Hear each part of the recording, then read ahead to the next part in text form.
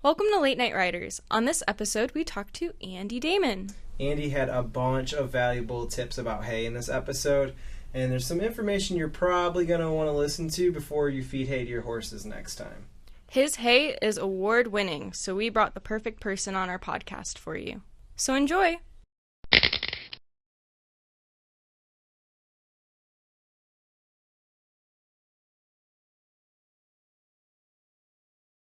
Welcome to Late Night Riders. I'm Gretchen, and I'm joined by my mom, Kristen, my grandma, Debbie, and Andy. Hi. Hey there. Andy, can you tell us a little bit about your job and what you do? Well, I have several jobs, but I think what we're here to talk about today is hay. And we make 60 acres of hay, of mainly horse hay. Yeah, so did you start out with hay, or did you do something before that? I started off with grain. That's what I grew up with. We were grain farmers my whole life, essentially. And then I think it was probably about 12 years ago that I got out of the grain and got into the hay more, because we didn't have the acreage to keep the grain farming going feasible. So we switched over to hay to be a little more profitable, I guess. Yeah.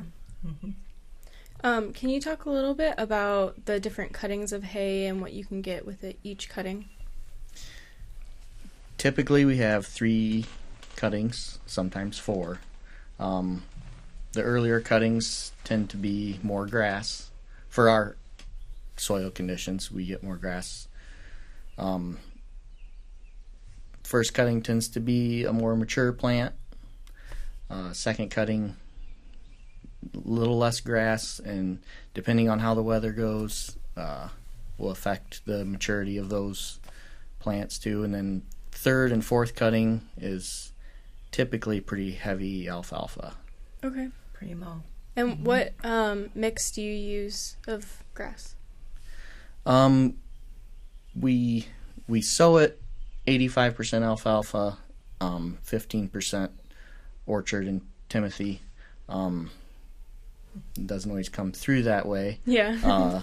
We have a field that's about 12 years old that is not even 50% alfalfa anymore, and it depends on the weather. When you get a wet year, it tends to kill off some of the alfalfa, but like our younger fields, they're probably, I don't know, like for first cutting we might have 20% grass, and we do have one of our fields that's maybe 10% grass right now, and then by third and fourth cutting it will be just pretty much straight alfalfa. Do you have to sow those every year? Do you have to, supplement with seed every year, or does it just mature? Like you said, you have one that's 12, so does it just... We have never had to overseed or anything. Really? Now, this year, with the being so wet, we are thinking about trying to Seeding overseed again, maybe? some areas. We just have some strips in between the tile where it grounds out, but no, we typically do not have to reseed. Once you get started and you cut, does it just help to thicken up the, every year, like kind of thicken it up, and that's the maturity rate of it? It comes into, you said, like your 12-year field is more mature. And, right. Okay. And then once the older it gets, the grass will start coming in a little more. Thicker or whatever? Yeah. Okay. Okay. What's the difference between, like you said, orchard and there's timothy and the alfalfa? Do they look different when you see them? Do they have more nutritional value in either of them, or? They do look different. Like orchard grass is a shorter grass. It's like a finer grass, and timothy is more of a stockier type grass. But they also mature at different rates. So depending on when you get it cut, that determines how much nutrition there is in the bale, basically. So if you're, the older a plant gets, or the more mature it gets, the more fiber it has. So then it's less digestible. So like I said, you kind of go by the weather when you can cut. That dictates when you can cut. But like if you're mature, the maturity of different plants can you can kind of keep nutrition in there by, maybe your alfalfa is past, but your orchard grass is still at a good stage, so you still get that nutrition that way. When you look at the so if I'm buying hay and I'm looking at the hay, what would I see in yours that would tell me that, or in a good hay, that it is a good hay? Like, what do you see the differences of just maybe a grass hay versus, how could you tell if you didn't know? So you can tell a lot, again, by the maturity of the plant. So when you look at the bale, if you've got big stalks in there, you know that it's a more mature plant, which means, again, it's not as digestible to the animal. But, you like I said, the alfalfa could be a very mature plant, but you can still get some from, different grasses. And yes, alfalfa, it's leafier, right? It's like flakier, Yes. kind of.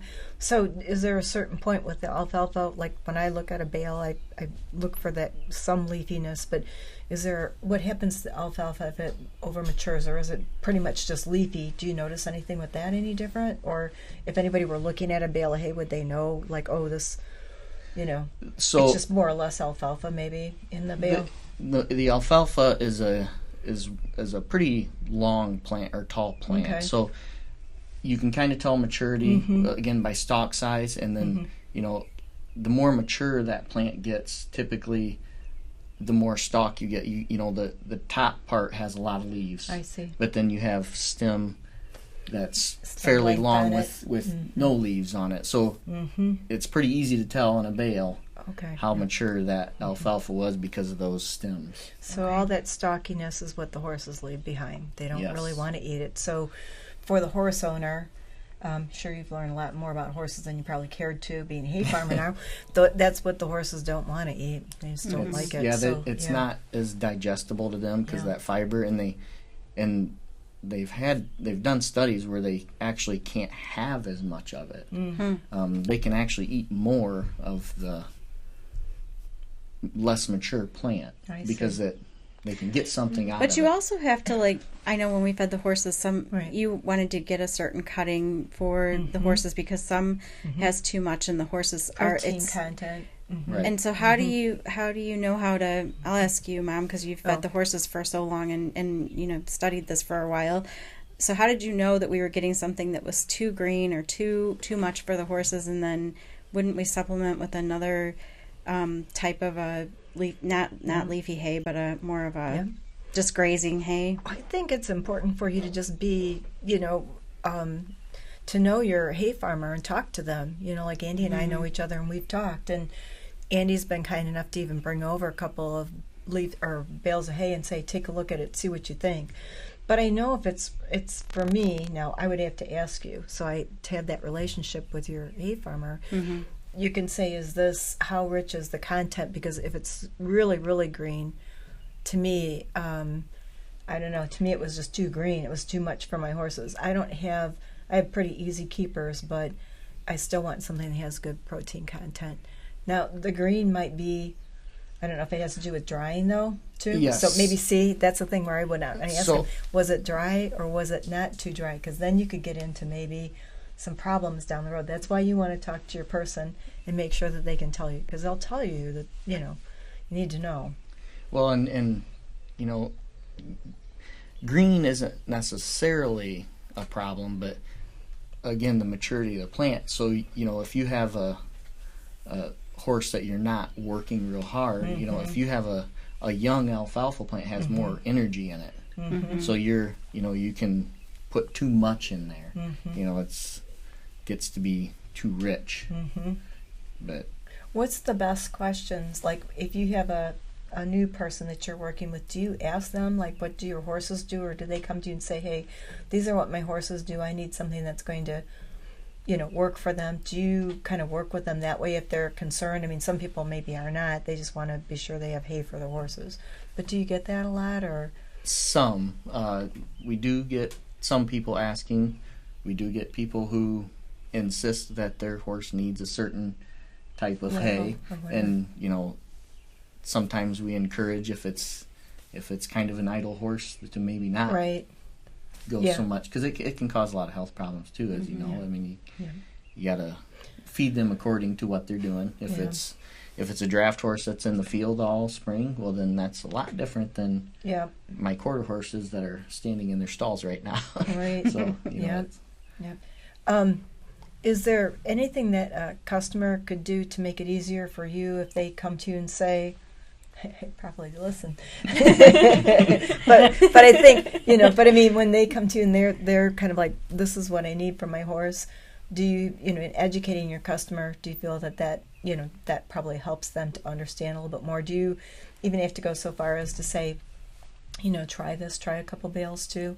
I mean, it is difficult sometimes because people don't know. You have to help them. Mm-hmm. And I've used, you know, other experiences, you know, and I can tell people, well, I have a customer who had a horse that was thin and needed to put weight on, and you know, we fed this grass hay to them, and they put weight on all winter long, and you know, because they think, well, it's wintertime that I need alfalfa, I need straight alfalfa, but that's not necessarily true. There again, it depends on the quality of the hay. You know, if that grass was the right maturity, there's still a lot of nutrition. It's maybe not quite as much protein, but you know, you can still get everything you need out of that grass hay.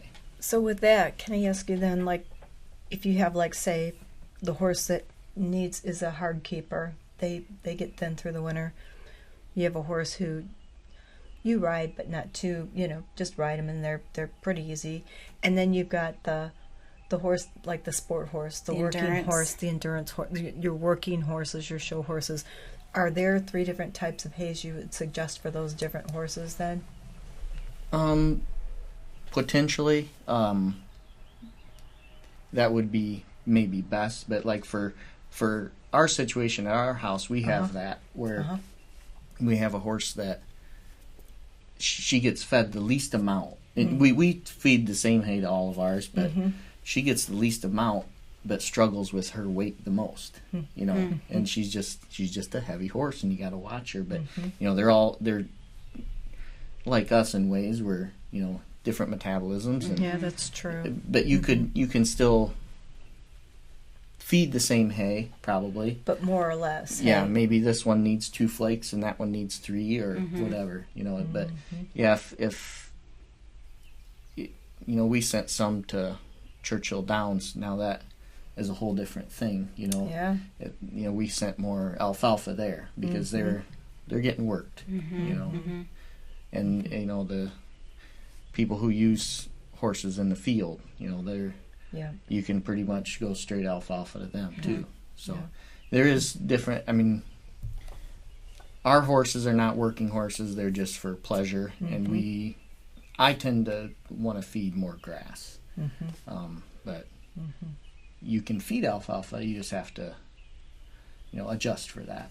Yeah, I know you have to be careful too. I believe with alfalfa, because, well, this could be a fallacy though. That would be good to hear what our listeners think about this. But it can be too high of a protein content for them, and it can be hard for them, their health. You know, it can be just too high, too much for them, and you have to watch that a bit. Yeah. I've heard people say they've just fed way too much, you know, alfalfa content too high for the horses that, you know.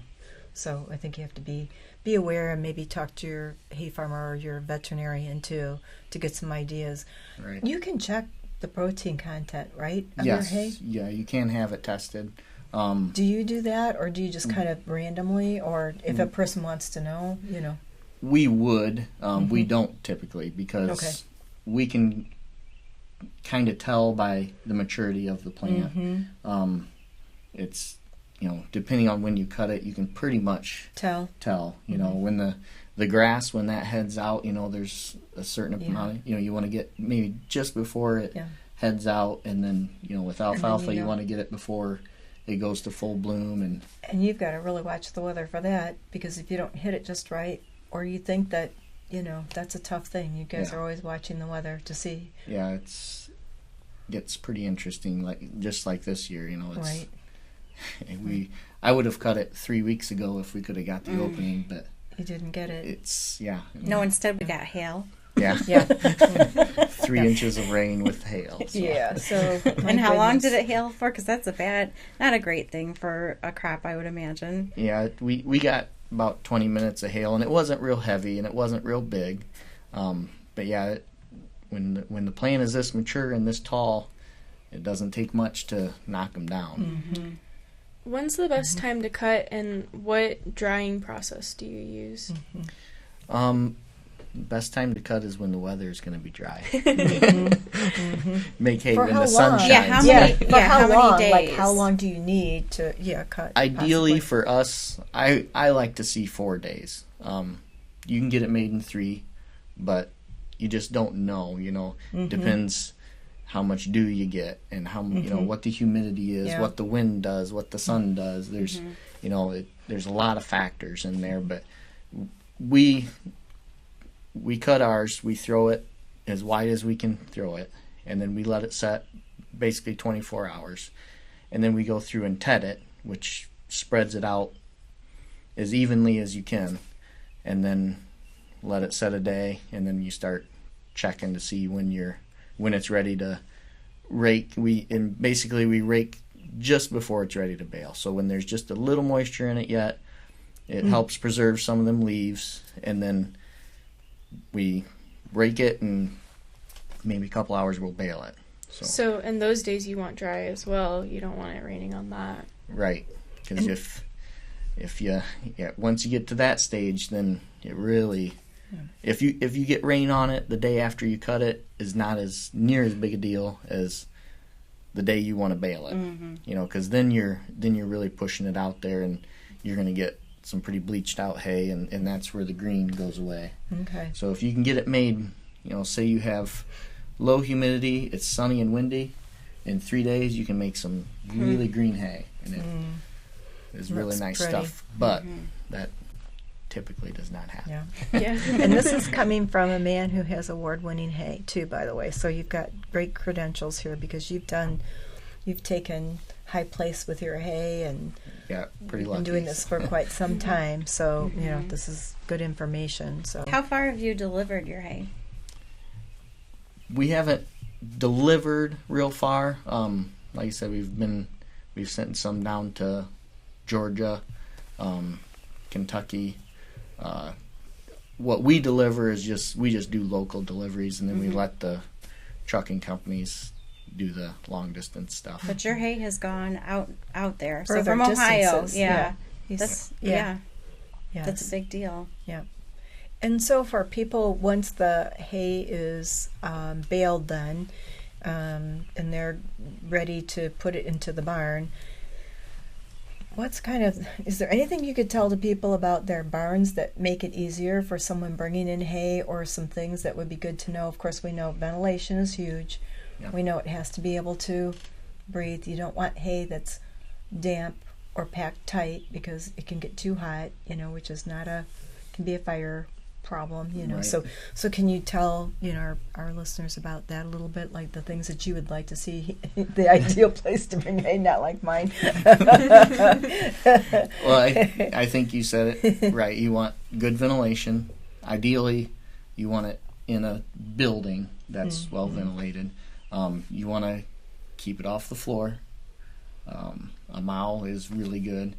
A lot of people will put their hay on edge, the cut side down. They say that helps move air through the hay and keep it I see. dry. I But didn't know that. like I didn't know that. but it depends on your baler. So we use a center feed baler, which we think is the most efficient, best way to do it. And so ours actually cuts it on the bottom. So like we'll take hay to people, and they insist on stacking our hay on edge, because that's what you got to do. But you got to look at the bale and see where the cut side is. People And- listen to your hay person. I'm trying to help you. We try. Those hardworking people that bale hay. Yeah. But yeah, there's like I said, well ventilated, off the floor, and you don't want to stack it too tight. And you mentioned a hay mow. Do you feel better than, a first floor for some reason, or does it? Tell me, about I that do. a little bit. Tell me why. It seems to, you're getting air across the bottom of that mow, Okay. so that that mow is going to stay drier. Mm-hmm. If you put it on the first floor, there's always moisture trying to come out of the ground. So the further away you get from that moisture, the better. What do you feel is the best flooring for people to use for hay to stack on? Then, a hay mow is going to be probably your wood floor. But is there anything that you've seen that you're like, boy, this was the best I've seen? They say, now we do not have this because it's expensive, but asphalt No Really? way. is supposed to be the best. You're kidding me. Because of that tar in there, seals off that moisture best. Wow. But I would think it would could leach into the hay or something, but no, huh? that's what they say. And Wow. we have not tried that, but that is, it makes sense to me that it's full of that tar and, moisture can't come through that. But Do you think the wood floor is okay? yeah, Not concrete though, huh? Yeah, because the concrete does okay too. We store a lot of ours on concrete. We do put tarps down, and what I think helps the most is a bunch of loose straw or hay on top of that. Oh, that's a good idea. Kind of creates a barrier. So I if you didn't do know that. get some moisture in there, it tends to stop at that way. Okay. So I would have thought pallets, so not pallets. Me too. Do Pallets work. We don't, because when you have hay or straw, you get a lot of rodents. So if you Oh. put pallets down, They go under it's up. you're kind of building Same a house plan. That's smart. for the rodents. You're rethinking your whole process, aren't you? Yes, I am, because I'm thinking about building a barn. That's why I'm picking your brain. So But it depends on how much you move them pallets too. If you're not storing, we're storing thousands. So in the back corner of the barn, we don't get to that for months. So there's a lot of activity can happen under there. Where if you're storing it there for a month, then I wouldn't worry about it. Yeah. And for you too, ideally, trying to get your trucks in and things like that to unload for people. Is there anything that you would say to someone that would help you? You need access to be able to get in unless you're taking a long distance. I don't know how that goes for you, what you run into. And then thinking of a hay mow up above, the height-wise, is there anything that you all say, boy, this was nicer than some others or whatever, just to give people ideas? If we're putting it in a mow, it would be really nice to have elevators. Now, we've never had that, except for when we've brought our own. And people, if they're buying hay, they don't typically have an elevator because they're buying it and then we just throw it up. Right, But yeah. probably the biggest issue we run into is we don't have drives to get to that point. Okay. We'll have to go through some softer ground and stuff like that. And there's spots that are pretty tight also, but we can usually get in. If it's too tight for a trailer, we can get quite a bit on a truck too. But those things all help. If you have a dry place we can get in, Right.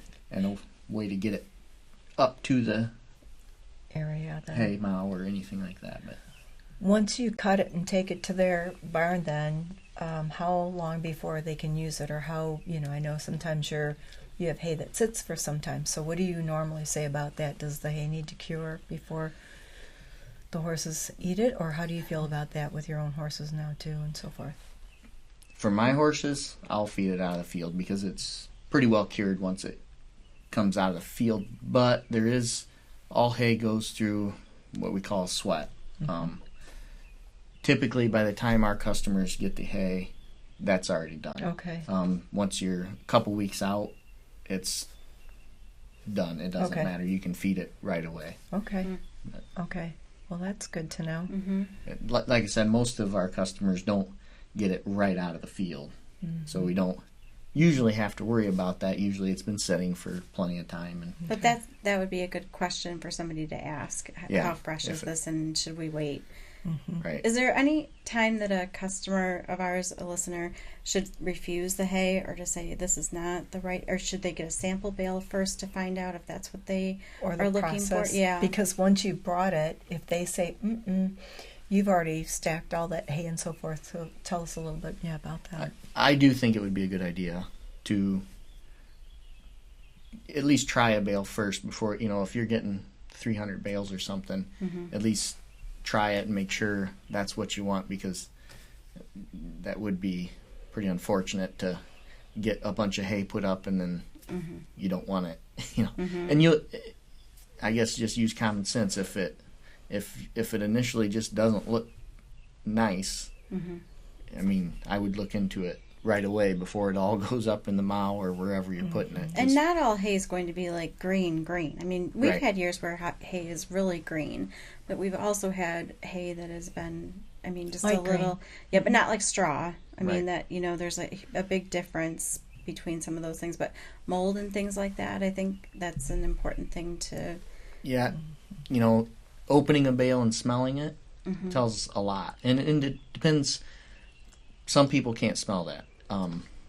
I can smell it right away. When we start moving the hay, you can smell it's a Mold smell. distinct smell. Does it always kind of have like a dusty pop to it too, or no? Or just it's the smell that you're... When you can tell when it's mold dust, I guess. All hay, like I said, we want to bale it dry. So you are going to have dust, but the dust you don't want is that mold dust. Yeah. And you'll see that when you open the bale. It's like a real fine, when it's bad, you can really see it. And like a powder when you almost. pull the bale apart, it's like a powder. Powder kind of. And like you'll a see it kind of come out of the gray bale. white powder almost that you Yeah. don't want to see. Yeah. And if you see that, then you don't want it. So what if a person, let's just say, purchased their hay and they're going through their hay and all of a sudden they come to a batch that has that mold in it, good, relationship between their hay person and themselves. Is it, what's a good way for a customer to come to a person and say, gosh, I've gotten this run of hay that's moldy or whatever, do you, what would you suggest for people to keep that good relationship with a person, to say, what's a good way for them to approach it? I would want my customers to tell me right away, because there is times, like on corners and end rows, where it's been driven on or didn't get tedded properly, or there's certain spots in the field where you can get wetter areas, and I would want my customers to tell me right away, You would wanna and then know. we would just happily replace it, because there is times, like I said, when you can get a dusty bale. You could get 300 good bales and 4 dusty bales, So if you get one, it doesn't mean it's all bad. Okay. Because it, like I said, on the corners, we tend to get that, where when you're turning, you don't, Right. you'll miss a Right. 12 inches of that windrow, and so it doesn't dry as fast. Can you do anything with that hay then, or is it just done? I can, because I have cattle. So cattle will eat it then. Okay. Oh, So okay. people, potentially it can go to, Yeah, people there's with cattle then. usually that's Okay. what my cattle think it's great. When I bring I bet. horse they think hay it's a to treat. them. Yeah, they're probably like, yum. Yeah, so it's there's ways to get rid of it, but yeah, if it was, I would suggest tell your hay guy right away, and so that they can make it right and Okay. keep the good relationship. So you Yeah. It's kind of scary a little bit for sometimes the person, because you don't want to offend them, but you also need to say, hey, if I have so many bales, now I've never had that with you whatsoever, but there have been times in the past where, I want to kind of say, there's, I've got 12 bales here now. Right. That's kind of a lot, and then you shouldn't feel bad, because like for me, I want to have a good relationship with my hay customer. Yeah. And so, if you get a dusty bale from me, I should feel bad, that it got through. I've never had I one from wouldn't. you, Andy, so. I would No, never had that I problem, would but yeah. definitely address it right away, Okay. and don't feel bad, because the farmers know that it happens. Okay. There's spots where you can get that. So what do you do if you want to grow hay on your own property? Say you have so many extra acres. Is that something that you would Even assist someone pasture. with, or how does that work? Yeah, I would probably suggest getting assistance from someone who knows it. And it depends on your situation too, how much time you have. If you're working full time, you're probably not going to be able to make that hay because you got to make hay while the sun shines. So Yeah. it's got to be done. For us, we usually have about 4 days of work to make a cutting. So if you don't have those 4 days, when the weather's right, you don't Right. get to pick those 4 days. You don't get to take Monday off so that you can make hay, because that's not the way it works. But I would get assistance from someone. But if you wanted to, maybe a better option, if you don't have a lot of acreage, would be to fence it and let the animals do the work. Yeah. They can fertilize it for you as they're cutting it. So I'd rather, do two things at one time. That's good. Yeah. and you for the amount of money you get invested in equipment, if you do want to do it on your own, that's It's a lot quite of an years of hay. expense, isn't it? It's, it is. you got to have good equipment that works when it's time to make hay. You can't be working on it. Right. It's got to be making hay for So you. you'd probably have to have quite a bit of acreage to have a farmer say, yes, I would, do that, and, we could work that out together. Yeah, I mean, if you had 10 acres or something, I'm sure someone would be more than willing. I mean, there's years like this year where, we've lost so much hay to the weather that you could probably easily find someone willing to make it for you, but it just depends. But and you got to be, it's probably got to be someone somewhat close, because there is so many pieces of equipment that have to get to the field just for one cutting. It's about 5 trips to the field for. And how, like, the process of, with your acreage, you have 60 acres or whatever, but say, how many acres do you do at a time? And, like, do you start early in the morning? Do you go all day? Do you do the 60 acres, like, in sections? Or how do you do that then? We, for our equipment, we do 20 acres at a time. Okay. Now, we have somewhat decent equipment, and we can get bales picked up pretty fast.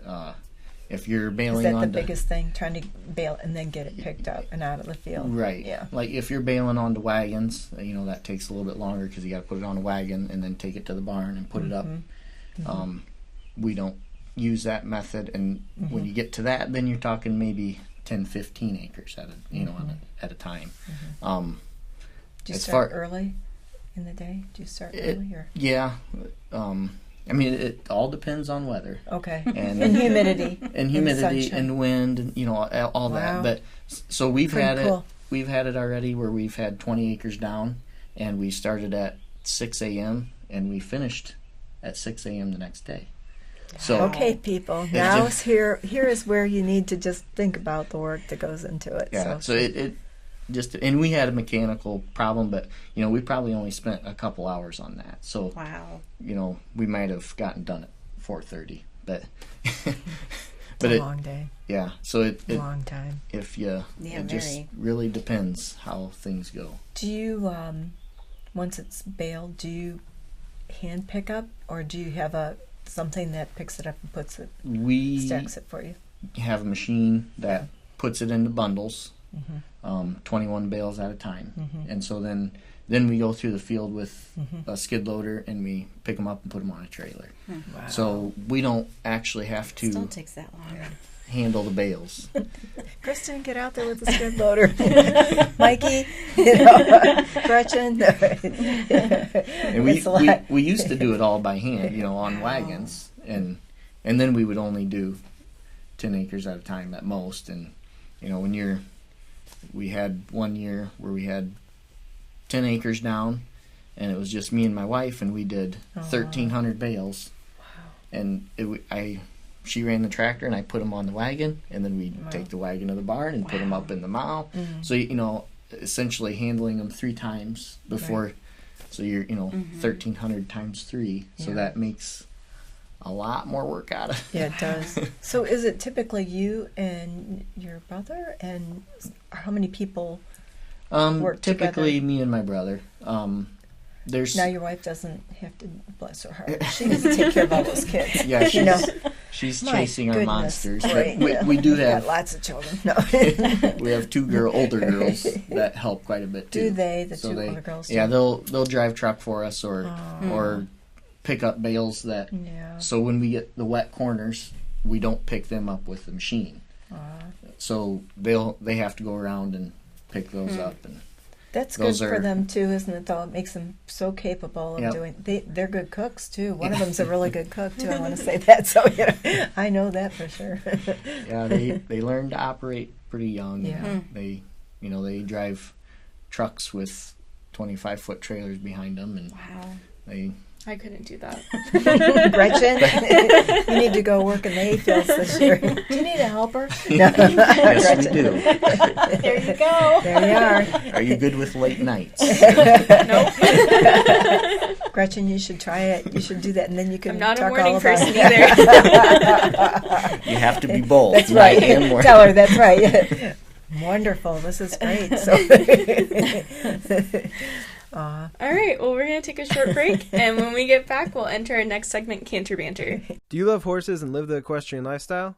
Be sure to check out our brand new blog at www.yourhorsefarm.com. We publish 3 posts per week and feature a free printable equine checklist every month. Yourhorsefarm.com is a great equine online resource, so be sure to share with all the horse lovers in your life. And remember, laugh much and ride often. Our next segment, Canter Banter, is brought to you by RAMM Horse Fencing and Stalls, the one-stop shop for your horse farm. RAMM is family-owned and operated and has been in business for over 30 years. We welcome you to call in and speak with an expert about your next project today at 866-653-8984. Again, that's 866-653-8984. And we're back. On this segment of Canter Banter, we're going to talk about how to prepare for years that there's a shortage or not, the weather acts up, and so what to do in that situation. Andy, can you tell us a little bit about the weather this year and what's been going on like this summer of spring, I guess, 2019. of 2019? Yep. It actually started in 18. We had a lot of people lose alfalfa to the cold. The harsh winter took a lot of alfalfa out. Compared to the past couple of years, very it's harsh. been super harsh. Yeah, and then when spring hit, finally, it rained and it's still raining. And, and that also hurts the crop. It can drown out the alfalfa, and it actually hurts the soil. You've got all these microbes. Your soil's a living, breathing thing. There's lots of things happening down there to make a healthy plant. And when you're underwater for days at a time, it suffocates a lot of that. And there's actually, I talked to a guy this morning, and one of the professors at Ohio State is estimating that it'll be 2 years to recover. Oh, wow. From the losses of those microbes and all that good stuff. So there's, we're probably going to feel the effects of that, as far as plant health and things like that for a while. And you had mentioned earlier, like hail this weekend, which is just crazy. Yeah, and that doesn't do us any favors at this stage of, the plant. The plant's getting mature and tall, and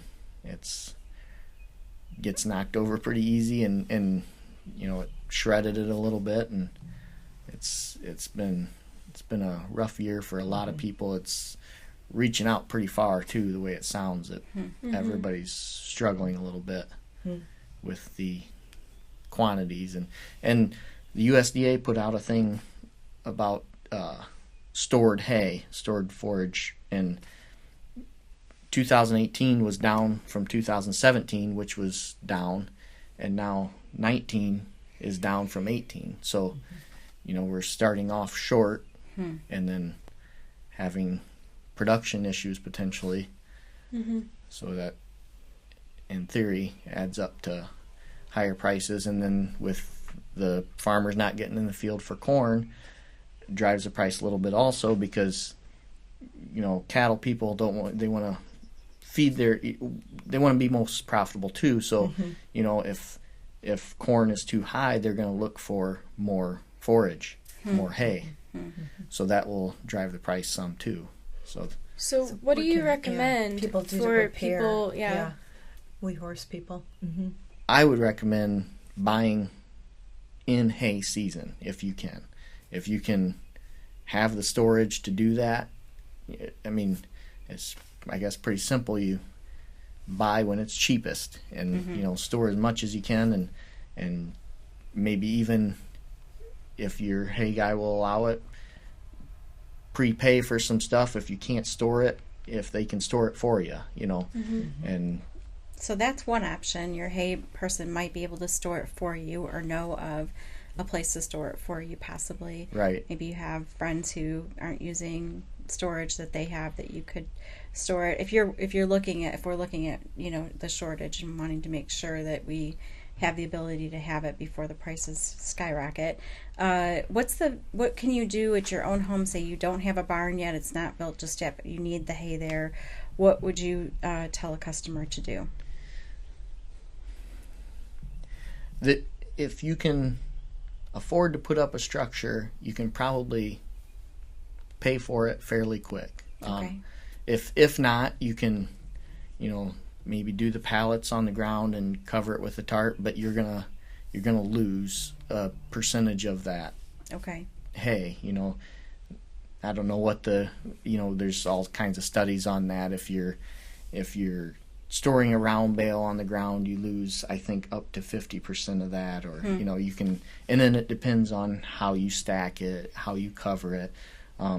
If you completely cover your hay with a tarp all the way to the ground, when that moisture gets in there, it can't get out. So you're going to have heavier losses there too. But so it still needs to get the airflow. Yeah. Could you put like straw down or something first to maybe even help that a little bit?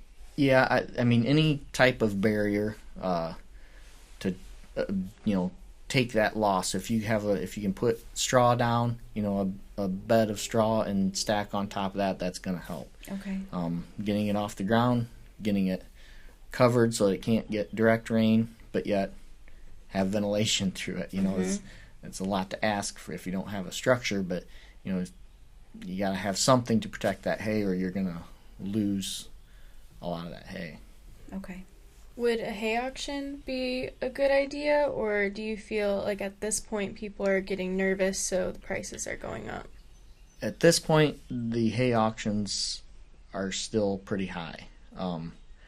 Now, during season, I don't think it's a bad option. That is a pretty fair way to, buy hay, because it's basically, that tells you what the market is. There's a lot of people there that have had a lot of experiences. I bought hay here and I bought hay there, and it was this much. So they, when you get more people together that are buying hay, you get a more average price. Knowledgeable price, probably. Right. You get, the more people you get, the more information you can get. So, do you ever feel like when people purchase, do you ever kind of let them know, you might want to buy a little bit of a reserve, or having a bit more? Do they ever talk to you about buying a little bit more? Everybody kind of seems like they buy for what they need, but it seems like it might not be a bad idea to buy a little extra and have it on hand for your following year to see where you are. Or yeah, like a year like this year, it would have been nice for people to have extra hay, because they're thinking that now we should be cutting hay and we're still not. So there's a lot of people scrambling right now because they've run out of hay, and people aren't cutting yet because it won't stop raining. So then your prices get driven way up. So you're going to pay a premium for what little hay is left, essentially. Is there any length of time that somebody needs to be careful with the amount of hay that they have, before using it, or nutritionally wise? It does lose over time. So you don't want to have 2 years of hay, because by the time you get to that second year, there's not going to be a lot of nutrition, as much nutrition in that hay. But so a year's worth, not too bad. Yeah, a year's worth would be good. Make sure you can get to maybe the cheaper part of the season, Yep. Early season, it just depends. If people are all getting it cut at the same time, the price can drop pretty fast. Maybe a safer bet would be late early season, where once people get all the first cutting off and get barn stocked, and then the price can come down. And I would try to store enough to get. If it was me, I would try to store enough to get to that point. Essentially find out where the low time is in the market, and try to get enough to get to that point. Okay. How much do you keep? Do you do a year and a half, or what do you do? Usually we would do like a year.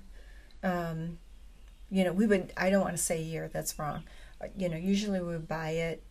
Well, yeah, it would be a year, I guess, about a year's worth. But thinking of seeing what we've seen lately, I think having a little extra on hand isn't a bad idea. And even from my thoughts, like if I had extra, I know, and I can buy more as the season comes in, it might even be something that would help some of the people that I know that are really desperate. Some people get to the point of where they just need it. So you've got some that you can share or whatever, which would be nice.